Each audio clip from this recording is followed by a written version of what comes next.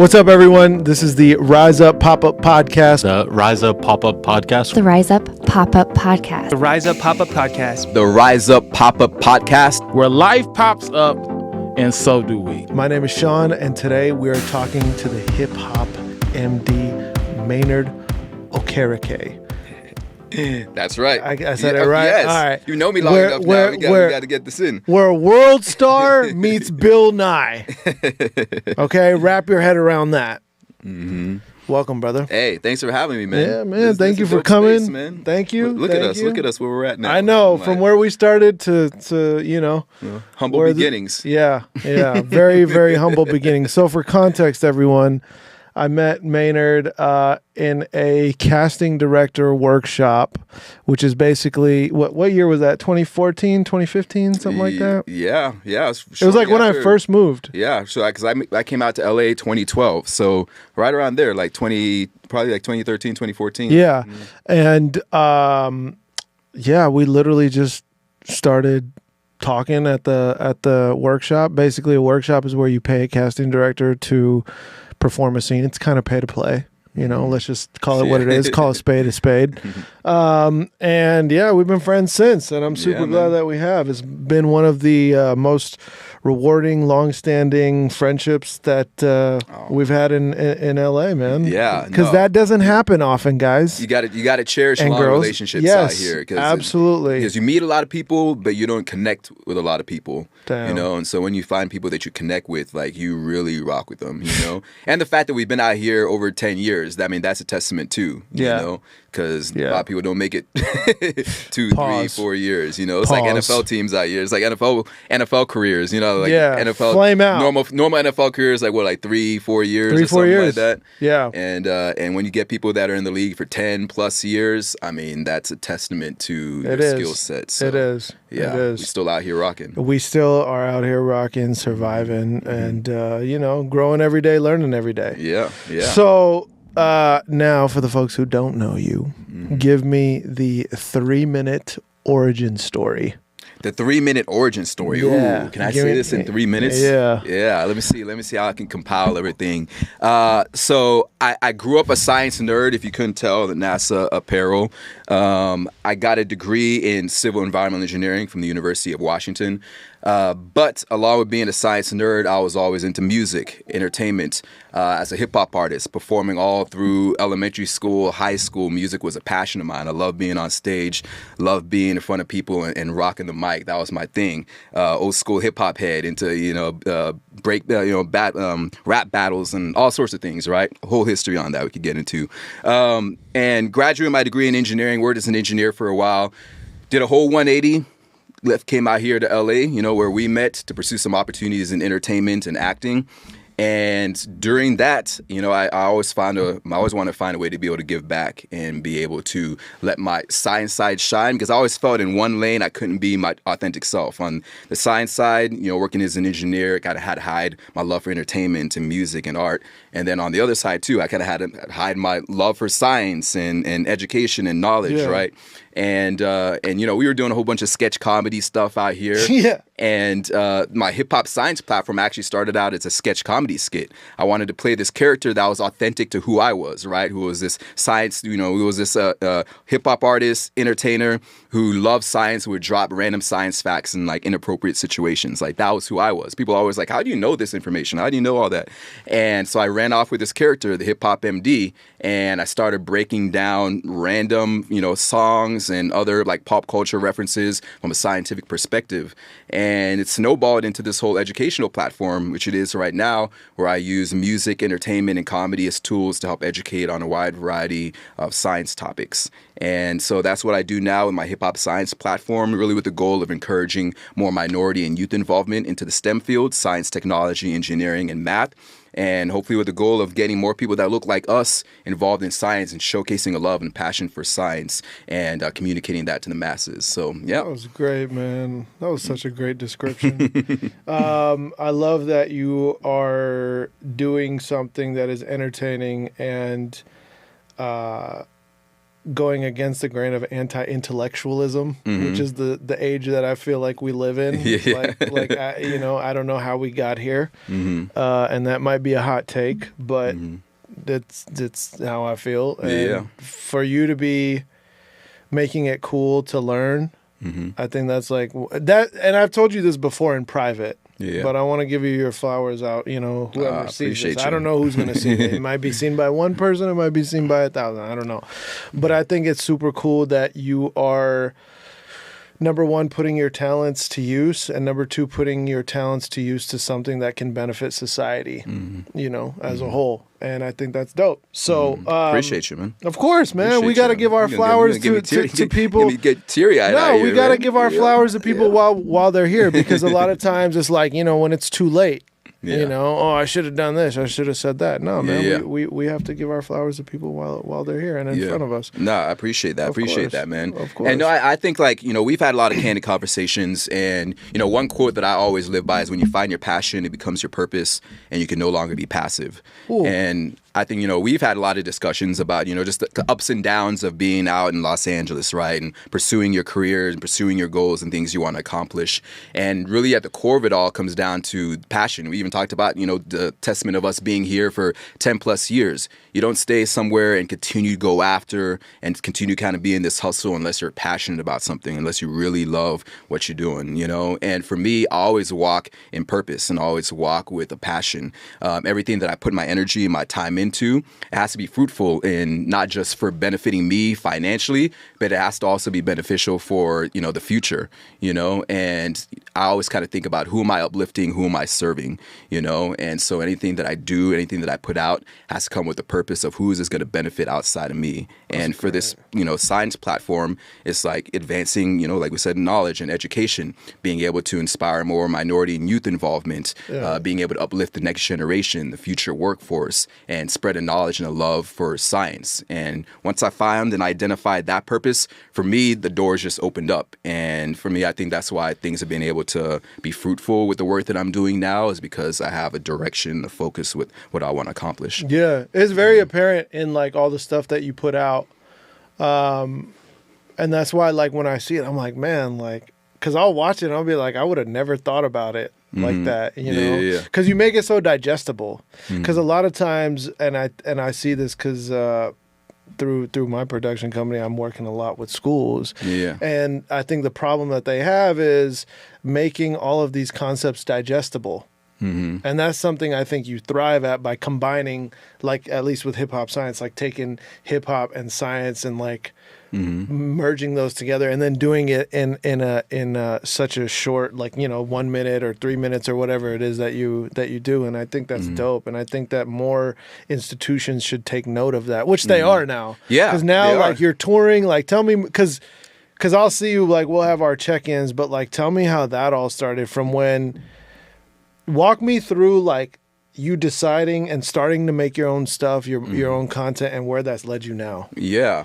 So, like I mentioned, it started out as a sketch comedy skit, right? I wanted to, we in acting, right, they're always telling us, hey, prepare for the roles that you want to see yourself in, and, rather than waiting to get cast in something, right? And so that was always kind of my mindset, is like, how do I create kind of my future? How do I set myself up for success? And so doing that kind of sketch comedy was like, okay, let me build this character that's true to who I am. That's, rooted in realism. And I'm a science nerd who was also in entertainment, kind of these areas that people wouldn't necessarily, see me in. And that was an area that I had a kind of issue with growing up, especially in college, was, I was a hip hop artist, right? I dressed a certain way. I had a certain look. People wouldn't normally think, oh, you're a civil engineer, right? And so I was always kind of in these weird kind of cross paths in whatever lane that I was in. And so creating that character really kind of opened up a door for me to be my authentic self and really be able to put myself in that position that I'd always seen myself, but other people probably had never seen me in that same framework. And so, once I realized that people are actually learning from this content, and people were like, oh, I'd never thought about it that way, or that this is more interesting than, what my science teacher had presented in class. It really hit me, because I always hark back to when I was in school. We probably had the same thoughts too in school, like, you know, we probably had some great teachers, some horrible teachers, but we always think back to like, how do you wish you were taught something in elementary school or in high school? And if you were taught a different way, would you have connected with that material more, you know? And I did really well in high school. Like, you know, I had success in high school and everything. Stuff came, you know, relatively easy for me in high school. But I kind of go back and I was like, man, think about how many students are lost, especially students of color, students from underserved communities, because they can't connect, you know, with the teachers, or the education material or the method of teaching just doesn't conform to their lifestyles or things that are practical to them or things that make sense to them. And so for me, like, that's why I kind of came up with that fusion of hip hop and science, and kind of the whole tagline of World Star meets, you know, Bill Nye, right? Because I grew up loving Bill Nye, but I was always into, you know, hood stuff and like, you know, fun, you know, ratchet comedy and different things like that. And I was like, what a perfect way to be able to now bring people that wouldn't normally consider themselves scientists or having scientific knowledge, to be able to now connect them with science in a way and showcase that science plays a role in every single thing that you do. You know, whether it's you're talking about physics and chemistry, you know, there's a scientific involvement in every aspect of your life. From the moment you wake up and breathe to, you know, your neurons that are firing your brain when you make a decision, to the plants that are inside your home, there's biology and all sorts of elements at play in every single thing that you do. And so being able to now connect pop culture references, to be able to connect references to songs, entertainment, movies that you watch, and be able to pull the science out of them. For me, I thought that was a great way to be able to connect people that wouldn't normally fall into this quote unquote science field, to now be able to bring them in and be able to provide scientific knowledge for them. And so when I really started putting that content together, that's when things kind of started evolving. People were like, oh, this makes sense. I now understand this. This is more palatable for me. And so that was kind of the initial kind of trajectory. And it was all about kind of making content. I was just kind of doing, you know, short form videos, a couple long form videos. And then during the pandemic, obviously everything shut down, right? We're now in a whole new lane. And I was still doing a bunch of other side jobs and everything, you know, still doing acting gigs and auditioning and all that while creating kind of my science content. And during the pandemic, things opened up. I had a chance to be able to really dive in on what I wanted to create and not be distracted by all sorts of different things. And that's kind of when things started really open up with my hip hop science platform. And like I said, when I came with that purpose of like, hey, I want to encourage more minority and youth involvement into the STEM fields, when I identified that as my purpose, then that's when new lanes started opening up, because there's always a need for education. Schools are always trying to find unique ways to be able to bring their students in and be able to expand their minds and showcase what opportunities are out there for them to be able to pursue higher education. And so I was able to kind of slide right into that niche, you know, of being able to communicate these, you know, scientific understandings in a way that people could really connect with.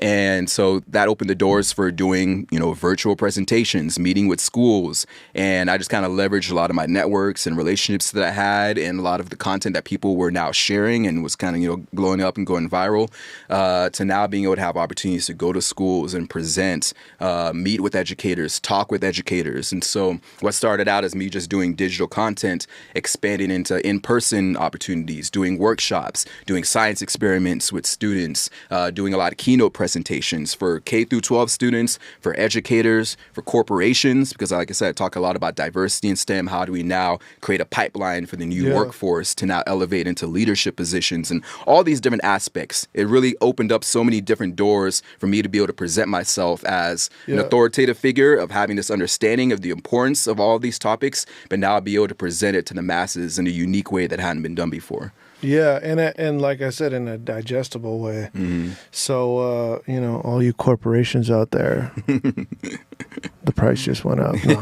I'm kidding. I'm not, though. Yesterday's price is not today's price. It's not. Hey, man, people need to learn, man. People need to learn. And I feel like what I love about this whole thing is that you created the character that was not seen already. Mm-hmm. And the problem that I think a lot of creatives have with decision makers, they don't get it, and because they don't get it, they don't co-sign on it, which is understandable. Yeah. But sometimes to grow, you have to go beyond yourself, and I think that what I see a lot of resistance with the creatives and the people in charge is that risk aversion. Mm. And risk aversion has not ever innovated anything. Yeah. It's never moved the human race forward. It's never pushed boundaries and broken boundaries. Yeah. So the fact that you're doing that is that's dope, man. And that's why I wanted you to come here. That's why I wanted you to talk to you, because even for me, as somebody who's known you for a decade, like, I get what you do, but I don't get what you do, you know? And so it's selfishly a chance for me to learn, but also everybody else who sees this. Yeah. So where do you see, like, the implementation of all of this and the fusion and your platform? Like, where do you kind of see it going in terms of how people learn in the future? Does that make sense? Or does Yeah. No, I think I get what you're saying. Kind of the evolution of kind of where is this going to kind of scale to? Yeah. That's when, you know, when I started out in doing the sketch comedy, my goal had always been to create a TV show, right? Growing up watching Bill Nye, like, I was a huge Bill Nye fan, right? Yeah. And I always envisioned myself in that limelight, you know? And I always think back to, you know, we had Bill Nye and, you know, you got Neil deGrasse Tyson, right? And that's been about it when it comes to prominent science figures in popular culture, in media that we know of, you know? And you can't really, outside of that, you can't name anybody else, you know? And they've been around since I was a kid, you know? And they're still the same figures. You still have Neil deGrasse Tyson, who I love. I'm a big Star Talk fan, you know? Like, these are like kind of my idols. I've never met him in person, virtually. And Bill Nye neither. I've not in person. We've actually been on virtual things together, but we've never actually met in person. And so, you know, talk about giving the flowers, right? These are people that I idolize and prominent science communicators that I look up to, that I try to emulate in terms of being able to present science in a unique way and be able to showcase a new kind of elements of science to the general public. But these are the same figures that have been in science for decades, and we're always talking about things evolving, and entertainment evolves, and knowledge, everything evolves, right? Yeah. And so my thought is, like, I want to be able to find a way to be able to have more figures that look like us on television communicating science. We have, you know, obviously we have all our entertainers, musicians, hip hop artists, actors that we look up to and we idolize, right? You think about kids that grow up like, oh, what do you want to be? Oh, on LeBron James, you know, he'll be like, you know, make it cool. You know what I'm saying? And so we have these prominent figures and celebrities that we idolize and we look up to and we want to emulate.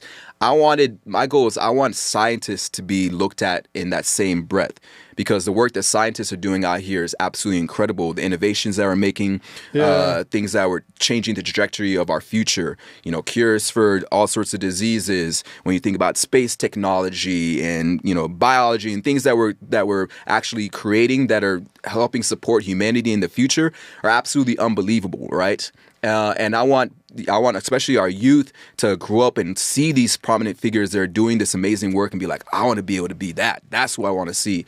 And celebrities have obviously that easy visibility because they're on television.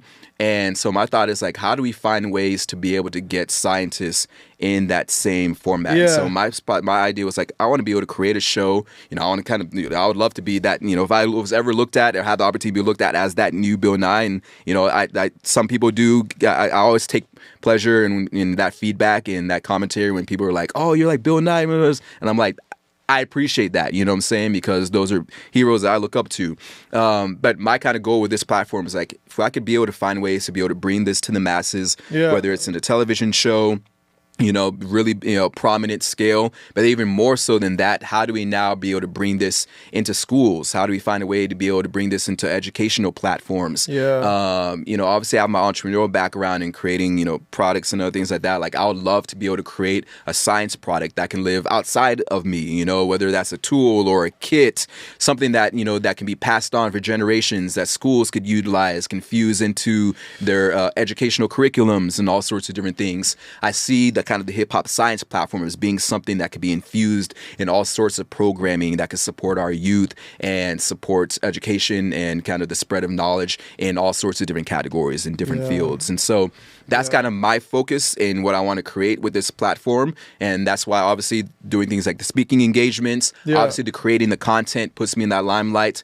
working on some long form stuff right now for YouTube, and kind of be able to put all these channels into play is obviously going to open the doors for all of that. But now being able to touch this in a unique way that isn't being done by other people, I hope positions me in that framework where, you know, ultimately if I get looked at in that same sense of Neil deGrasse Tyson or Bill Nye, you know what I'm saying? Like, I would know like, hey, I'm doing the right thing because now I'm reaching the people that need to be reached. Yeah. I think making it cool to be smart is something that we should definitely strive for as a society. Because I think we've, like I said earlier, we've gone like way the other way. So I think that would be beneficial for our future. You know, just saying, guys. Something no, to think about. just think about who you're making famous. That's all I'm saying. And we're in a crazy time too, right? And like obviously, like, you know, we know the kind of sentiments around celebrities and everything like that, and that's been since the beginning of time, right? Like, you know, they're figures that are put into the forefront for obviously different reasons, and you can't knock people for kind of idolizing or being those, you know, wanting to be those figures. No, not at all. But at the same time, like we have to know the value of supporting, particularly our youth. We have to know the value of education. We have to know the value of being able to seek knowledge and being curious. Like, I think at the center focus of a lot of the work that I do is around sparking curiosity. How do you know? Because we always know kids are naturally curious, right? I got a 2-year-old daughter. All she does is ask questions. What is this? What is that? How does this work? Kids are naturally curious. But what happens is as we get older, that curiosity, we get jaded by life and life experiences, right? That curiosity gets sucked out of us.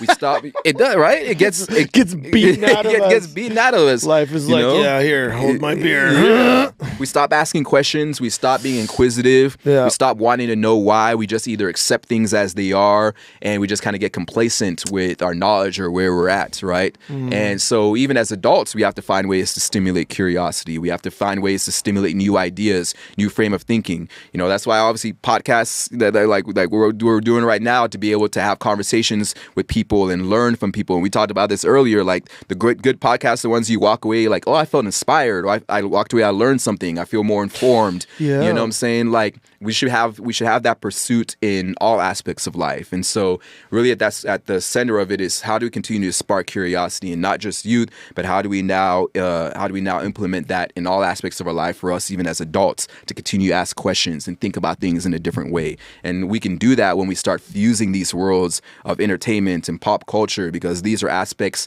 that we all, you know, follow. We follow our favorite sports teams, all these different things. And so when we're able to fuse knowledge into these things that we already do on a day-to-day basis, now it just implements this more informed way of thinking and this kind of new channel, new kind of enlightenment that we can now receive by being able to incorporate and fuse these worlds together. Yeah, man, it's a tall task, but somebody has to do it. Somebody has to do it. What do you like? So I saw a video of you like jumping in an ice pond. Yeah, in a lake. It was like frozen over, and it was like I've done an ice bath. Like I did one actual ice bath, and like I'll try to like end my showers on cold water, but like. First of all, why? Like, what made you like do that in an ice? Like, okay. So for context, there's this video of him. Like, it's literally everything is frozen around him. Where were you? Sweden? I was in Sweden. Yeah, we're in the northern part of Sweden, right, on the Arctic. Yeah, so. This guy's literally in the Arctic. There's like a little like sheet of ice cut out, and like.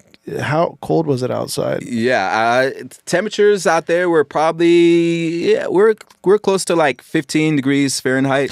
So okay, a couple questions. What made you do that? How do you keep yourself healthy on the road? And what is the benefits from doing stuff like that, from something like that, I should say? Yeah. So this whole trip actually started because of that very frame of thinking. there's a lot of kind of information out there around health benefits of like cold plunges. Yeah, everybody. Things like that. And it's a trending thing right now. Like people do it. People have little ice baths or take ice baths. And athletes have been doing that forever. Yeah, I did it. My friend told me we were going to the spa. Yeah, this is in 2022 or 2023 in December, and he's like, "We're going to the spa." We get to this spot. It's like a back alley with like an ice thing, and like I sat in there for 4 minutes. Never done it before, and I hate being cold. Yeah. But afterwards, it was like that like alternate like ice to sauna, ice to sauna, go back and forth. So yeah, like okay. So tell me again. So why'd you do it? How'd you prepare for it? What's the benefits? Yeah. So for me, I do a lot of exploratory expeditions, whether it's, going to the jungle, going to Sweden, all sorts of different things. Because, I'm an adventurer. Go to the jungle, I go to Sweden. Yeah. I'm an adventurer, right? And so a lot of, not only to create content, but for me, I love traveling. I love being immersed in nature, So for the love of, I'll do anything for the love of science, right? Yeah. To be able to showcase new things and new experiences for people, right? Because I think, a lot of people may never have the opportunity to go to the Arctic. Right. So this trip was twofold. Like we had a chance to go see the Northern Lights, which was a bucket list item of mine. I'd never seen the Northern Lights before. And so I got a chance to experience the Northern Lights, and then obviously doing this ice plunge. And, so there's obviously been reported, all sorts of reported benefits from doing ice plunges. Like I said, athletes do it all the time. Obviously after long games, great for your muscles, all these different things. Yeah. We prepared for it. Our main really only preparation that we really did was breathing exercises.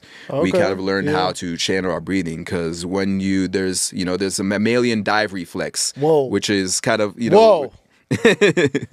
That's a big phrase. It is not. For us who went to public school, please break that down. No, it's really just kind of your natural fight or flight response. Say that again. What is the phrase? They call it like mammalian dive reflex, right? Mammalian. It's really like simple. Mammals. Like mammals, when your body, your reflex of your body when you dive into cold conditions or extreme weather conditions. Yeah, you can't just be out here like throwing these phrases around like. Well, that's why we get into the context, right? Of breaking it down, strays, right? Dude. Yeah. and so there's a kind of natural, as humans, as mammals, our bodies react a certain way when we experience extreme weather conditions. Whether it could be extreme hot, be extreme cold, and your body always has a natural fight or flight response when you are in a fearful position, right? When you're scared or something triggers your body in a certain way, you have a natural reaction.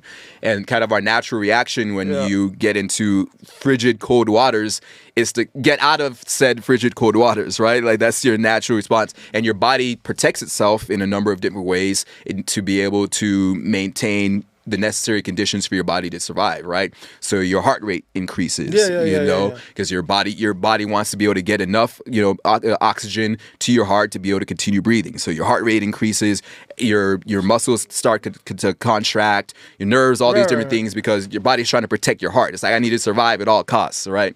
And so that's what's scientifically happening, is everything in the body is trying to protect the heart from. Exactly. You're trying to protect your body. For obviously you want to survive and you want to be able to breathe. That's how you're going to survive in extreme conditions when you're dealing with cold. How do you breathe in that? So everything, you're breathing, and this kind of comes down to, that's why people do a lot of meditation and everything. I've actually found this experience to be very therapeutic in a sense, because it was all mind over matter, right? Once you're able to lock in your breathing, you're now able to control your heart rate, right? And that's the same kind of method of people that maybe people that free dive and are able to hold their breath for long amounts of time. It all comes down to being able to breathe and be able to slow your body yoga down. Too, right? Yeah. Like tantric, people do that kind of stuff, and there's like tantric, like sexual stuff. That but it's not even really that complex. I mean, everybody that does yoga or meditates in some aspect, you do this, and naturally, you do this naturally in everyday life. When you're stressed out and you're overworked or something, you take a break and You do a deep breath to kind of calm yourself down. Yeah. It's really simple. It's really as simple as that. That's kind of the mindset when you are in frigid cold waters. Right. How do we calm our body down? Because you jump in water. Anybody that's jumped in cold water, your body's like, you're breathing hella heavy. You're trying to find a way to warm your body up. You're trying to get out of said conditions. The more still you are, the more still you are, the better, right? Okay. And so that's the goal when you're doing your breathing. So we do a deep breath in from our nose, exhale through the mouth, right? And so we did kind of little breathing exercises during the day leading up to that event. Yeah. And there were about 10 of us that did this trip, and so we all took turns doing this ice plunge. And like I said, we're in a frigid, frozen lake. Get in the water. Yeah. And right before you even get in the water, you just start your breathing exercises. You just focus on your breathing. So you started before, like, you even went in? Yeah, I started before. I'm right there at the top as I slowly work my way in. Because we don't just dive in. We actually lower ourselves into the water. And so as you're lowering yourself into the water, you're just breathing. You're just focusing on your breathing. Did you go up to your neck? Yeah. How long did you go for? I stayed in it for 2 minutes. Oh, wow. 2 minutes. Did you have heat exposure after? No, not immediately, because surprisingly, because I didn't really realize you're at the Arctic. Why am I asking that? Yeah. no, there was a sauna. There's a sauna. There's a sauna. Oh, there was. Yeah, there's a sauna in the area that we're at. Maybe like 50 yards away. There's a sauna in there, right? Because this whole area is set up to be able to do these kind of exercises. Surprisingly, when you get out, your body is instantly warm. Your body feels amazing. I obviously have my swim trunks on, so I dried my trunks off because you got some breeze and everything like that, and you don't want the wind kind of. So took off whatever. Crazy shrinkage, dude. Yeah, crazy shrinkage. Humbled yourself, huh? 100%. You're like, 100%. Oh man. You leveled the playing field.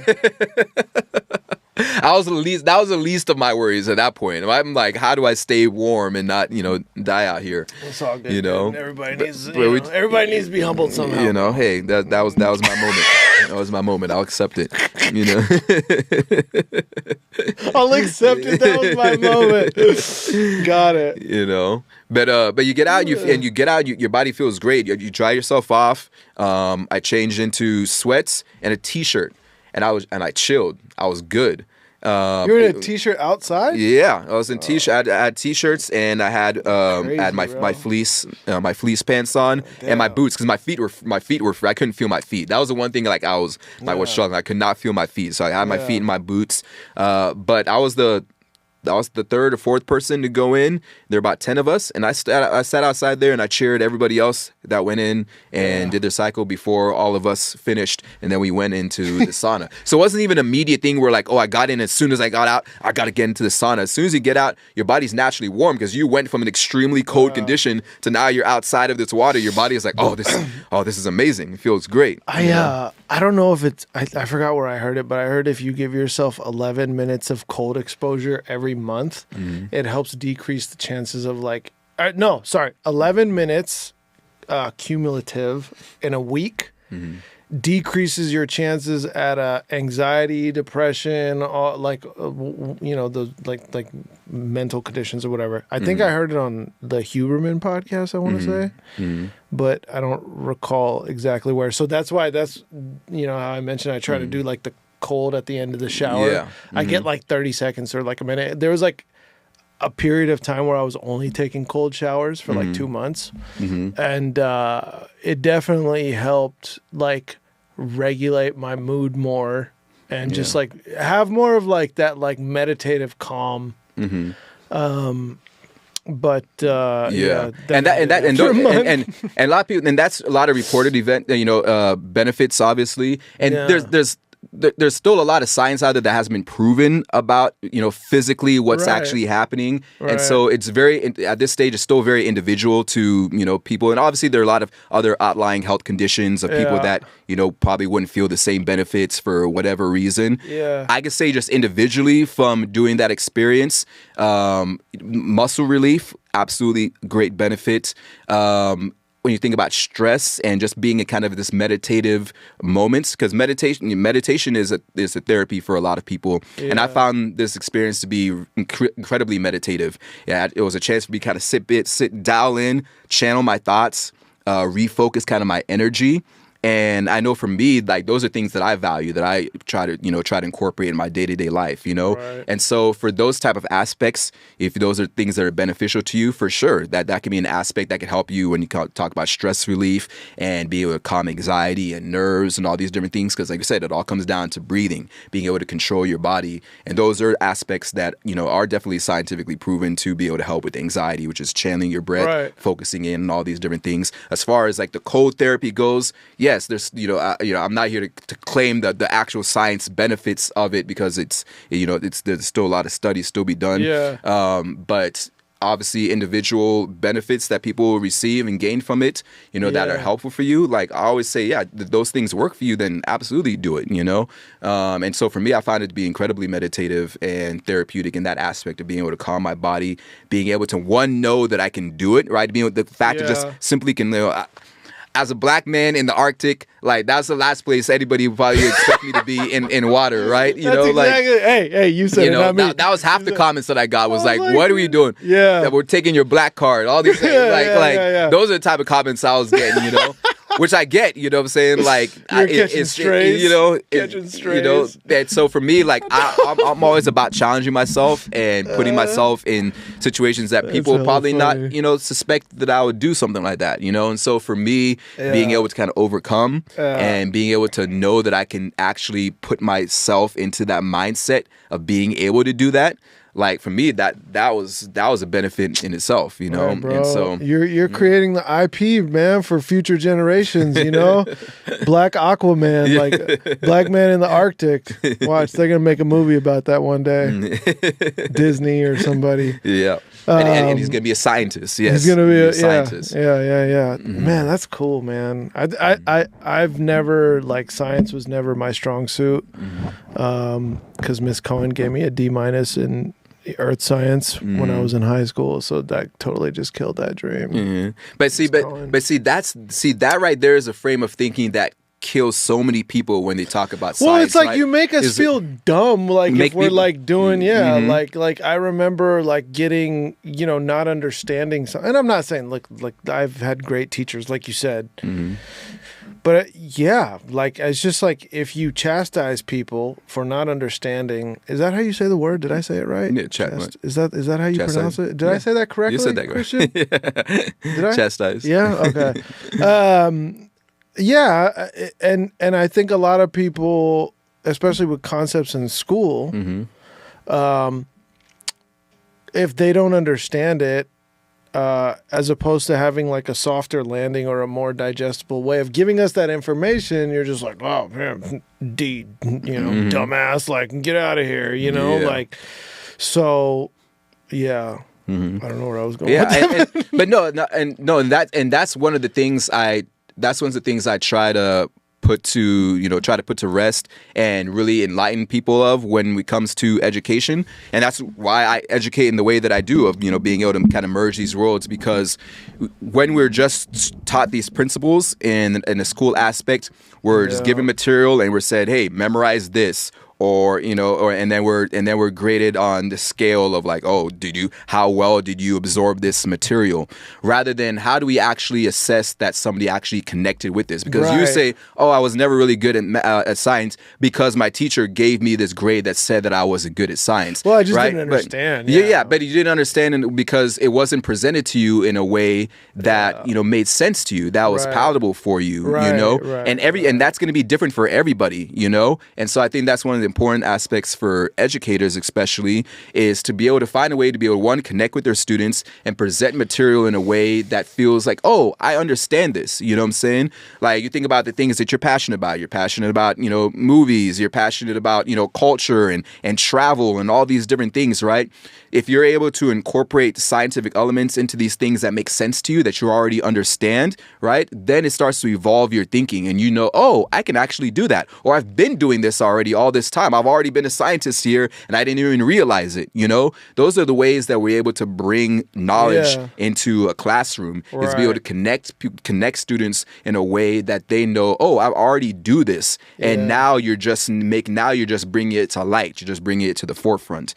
And so, but that frame of thinking kills so many potential future scientists because they're told, oh, you can't do this because you got a D, or you're not good enough, or you don't know this material because I told you to memorize it and you didn't memorize it. But they never had actual chance to connect with that material. They didn't have a chance to actually see how it plays a role in their day-to-day life. Because they may have connected with it in a whole different way that could have set you down a path of going into some STEM field. You don't even know. Yeah, because like, and the other thing is like, if you don't communicate to people how it's going to benefit them, because at the end of the day, like I think subconsciously that's what we want to know. Mm-hmm. How is buying this, or how is doing this, or how is learning this going to benefit me? When am I ever going to use this? When am I going to use this? See, we always said that in school, right? When am I ever going to use this? And we knew it, and they knew it, you know, and if they couldn't answer it, then boom, like somebody checked out. Yep. Mm-hmm. So, what, I guess this is like, I don't plan it, but it always just comes out. Like,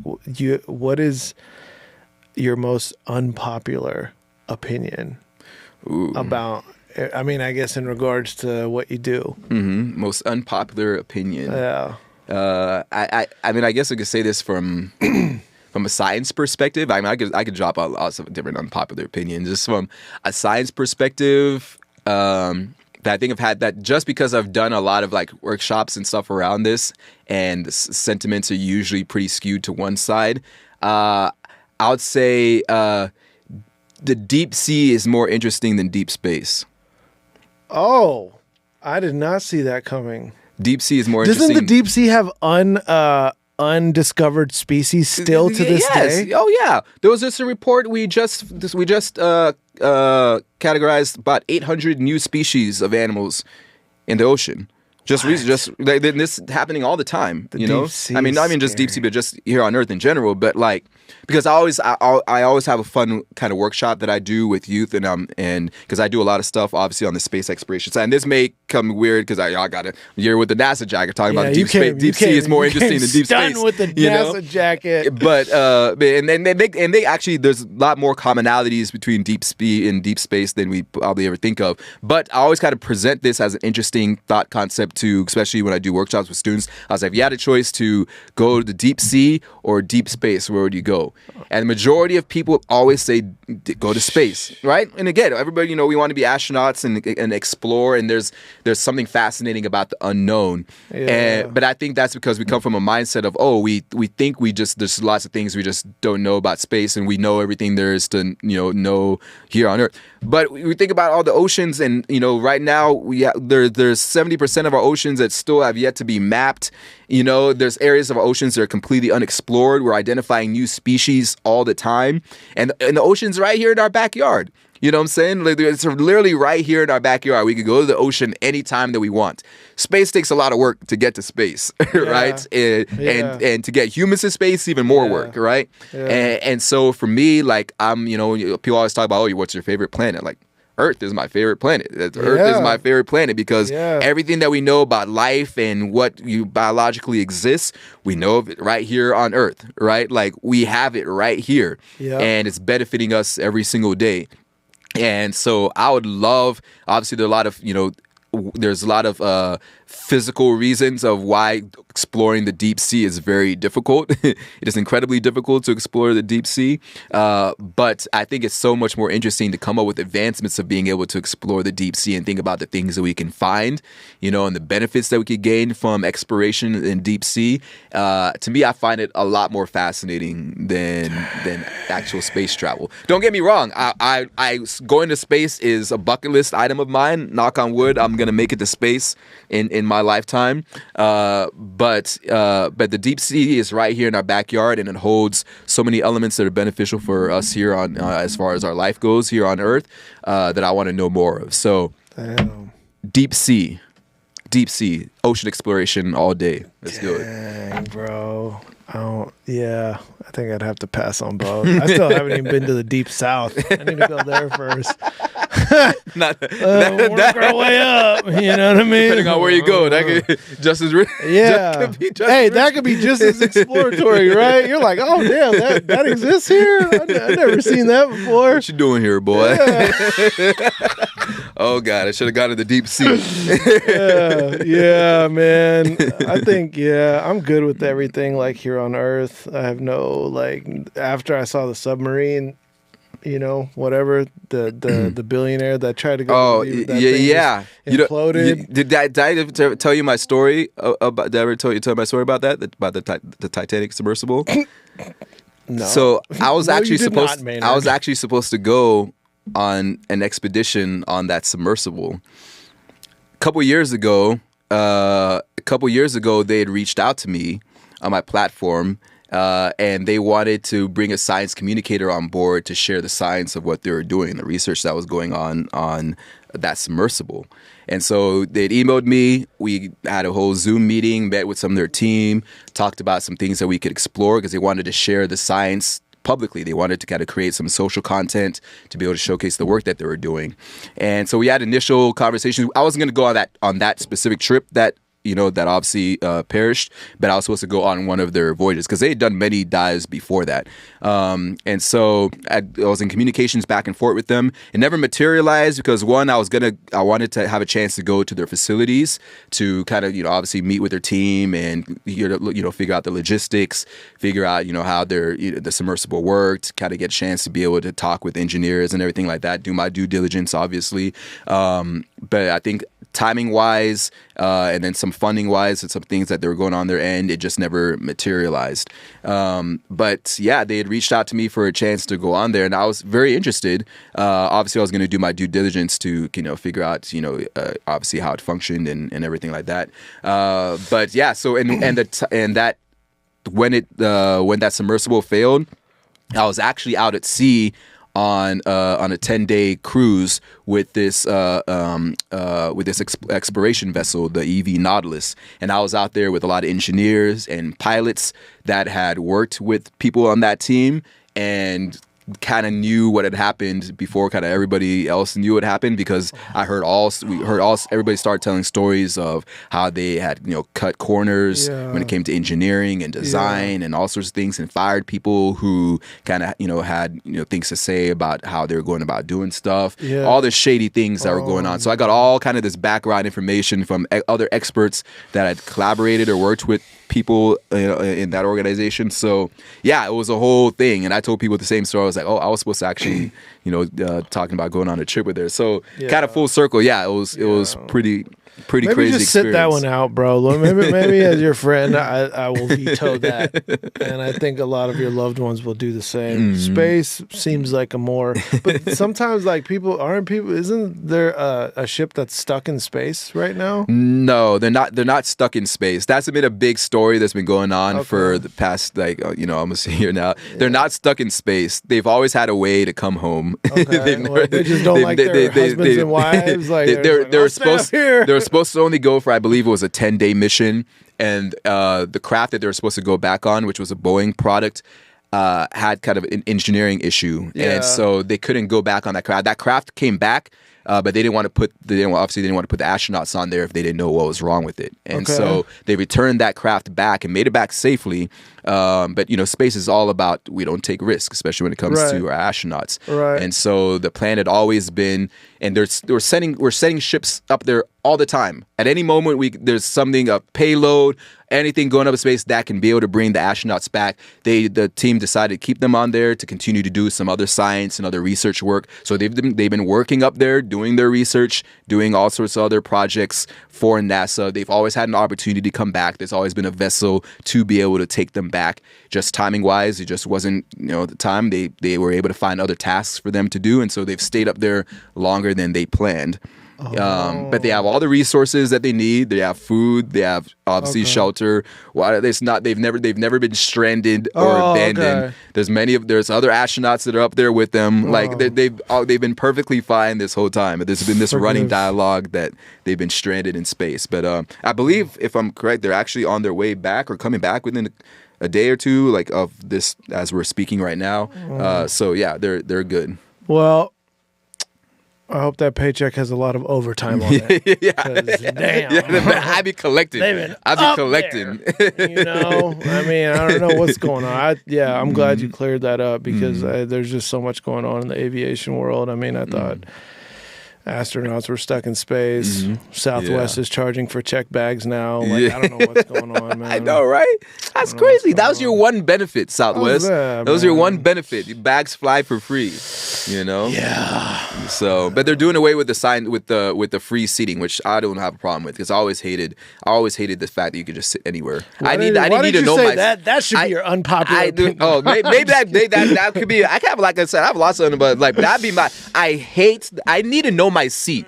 Why? Like, give me my seat because Why? You just got to get on the plane and get there. No, because because you know how it always is. Like something will happen. You have to get there first. Like first of all, you have to be the first one in line in order to get those seats. You know what? The last thing you want to be is the in the last group coming boarding the plane. Very type A, aren't you? The last group boarding the plane because all the middle seats are the ones that are wide open. Everybody's else. And I'm team aisle. I like sitting in the aisle because I don't like being cornered. I like to be able to have the freedom to be able to get up when I need to, whenever I want. I like the ability to be able to stretch my foot out to the side. But like, how far are you really taking a Southwest flight? Like, I've never taken a Southwest flight that's like across. It's always within the state. So it's like, if it's a short flight, who cares? Short flight, yeah, no problem. Just use the bathroom before. Yeah, but you have. I just like the flexibility of getting up. Just like I go to a restaurant. I have a whole thing of like I don't like my back being to the entrance. I like to be able to see what's going on. I'm the same way. You know what I'm saying? Like that type of mentality, right? Yeah. And it doesn't matter if I'm going to be there for 5 minutes or an hour. Yeah. It's like it's the fact that I can get up whenever I want to get up. Right. You know, I don't have to disturb two other people and kind of move my way out. So I like to know where my seat is. You know, because I know my seat is going to be guaranteed. Whether I get on first or I get on last, I'm going to get the same exact seat. So I'm good with that. For a dude who's willing to go to space, like that's a very particular quirk to have. Like, and you like kept it together for like most of this, and now like we almost like went off the rails here. Oh my god! I need my seat. I want to be my seat, dude. Like, yeah, I like science, and I want to make sure everyone learns, but like, don't put me in the middle seat. Don't put me in the middle. My appearance is canceled. Man. Well, thank you, dude. This has been very illuminating. Appreciate you. I'm glad you made the time, and I'm glad that you're doing what you're doing. I think it's really important. I really hope that more institutions and organizations find out about your work. Mm-hmm. And as your friend, I'm very proud of you. To see where you've started, and I just hope you exponentially grow, man. Thank you, man. I appreciate you. You're doing really important work, man. So, and if there's anything else that you're working on, any plugs you want to give, how people can find you. Yes. Hip Hop Science Show is the platform. You can find me at Hip Hop Science Show on all social media, Instagram, TikTok, YouTube, all that good stuff. I have a children's book coming out March of next year, March of 2026, which I'm super excited about. So lots of details to come out on that. But for all my educators, families that are interested in science, it's going to be an absolutely incredible book to introduce students and kids and adults to a lot of cool elements of science. If you are an institution, school, K through 12 educator that's looking for someone to spark curiosity in your students, expand their way of thinking, showcase opportunities in the STEM fields. I do a lot of workshops. I do a lot of presentations, speaking gigs all around everything that we talked about today of inspiring the next generation and sparking curiosity in science. So reach out to me. I'm doing workshops and keynote presentations all the time. And for the love of science, that's what I'm here for. So how do we encourage more minority and youth involvement into the STEM fields? How do we now draw and continue to spark that curiosity for a lifetime? That was a crazy outro right there. All right, guys. My brain is fried and the caffeine is kicking off. So thank you, guys. And thank you, brother. Thank you, man. Appreciate you, man. Appreciate you, bro. All right.